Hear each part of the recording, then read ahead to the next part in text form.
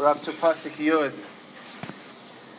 Last week we learned the Tzava of David, and this week we learned Vayishkav David im Avaisav, that David passed away im Avaisav with his Avais. This is a message to us that just like his father Yishai died as a tzaddik, that when he died also was Nimchaloi al Oisei Aven of Bathsheba, he died im Avaisav Vayikaver, and he was buried Be'ir David, in Ir David, which, as we saw in the beginning of Sefer Shmuel Beis, Ir David, that's Har Tzion.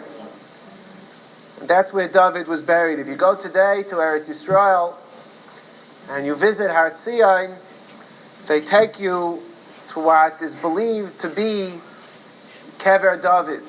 It's a kever which is decorated with many Kisrei Sefer Torah, and that's believed to be the kever of David. It's not at all clear that that is actually the kever of David. We don't have any Kabbalah. As a matter of fact, in the Mayadim Uzmanim Chelik Beis Simin Kuf Pei Hey, he writes Ein Shum Hechrach Klal, that is the kever of David. However, that location, Har Tzion, although today it's outside of the wall of the old city, we learned back in Sefer Shmuel that actually the city of Yerushalayim extends further to the south than the wall of the old city that we see today. And originally, Har Tzion was certainly part of Yerushalayim. And we have a rule which Rashi brought in this week's Parsha in Bechukaisai, that Ein Malinin Meis B'Yerushalayim, no mace was buried in Yerushalayim or was even left overnight, Chutz, with the sole exception of Malchei Beis David and Huldah HaNaviah, were the only ones that were buried in Yerushalayim. And being that there is a grave on Har Tzion, there is a Kvura, which is, by its style, a Kever Yisroel, a Jewish burial place.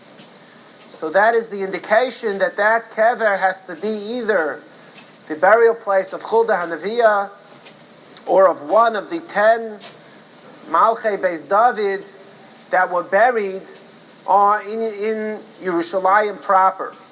And that's the reason that today it's still considered a Mokim Tefillah. In the Sefer Ira Kodesh VaHamigdash, he points out that David, Shlomo, and Chizkiah, 3 of the 4 greatest kings of Yisrael, were buried side by side. And if you go to Har Tzion, to the kever, there is a Messiah apparently that it's the kever of David. It's in a ma'ara, it's in a cave which is not large enough for 3 people to be buried. So Rav Tukochinsky writes, Al Pizani Mishayer, based on this I would have to estimate Shu Achas Mishtei Elu, that burial spot is one of 2 things. Oy Shezehu Kever Shel Echad HaMalachim Shenikveru Bekever Prati. Either it's one of the other 7 kings that was buried in Yerushalayim proper. Oy Shehu Rak Mechase LePesach Ma'ara HaMelicha LeMa'ara Is Kivrei Malachim. Well, that's just an entranceway. It's covering an entranceway to go to a deeper cave which has within it the burial place of David and the other kings. So while it's likely that particular kever on Har Tzion is a place of Kedusha, a place where a great person is buried, it's probably very close to the kever of David, but that actual spot where apparently somebody was buried is not necessarily a kever of David himself. It might be a kever of one of his children or his grandchildren. Josephus writes that when David was buried, a great amount of money was buried with him. Not as lahavdil, many of the Goyish kings who buried money because they wanted to take it with them, but because David left in his tzava to be buried with an amount of money which, if Jews should ever find themselves in trouble, that they should be able to come to his kever and to take that money for use.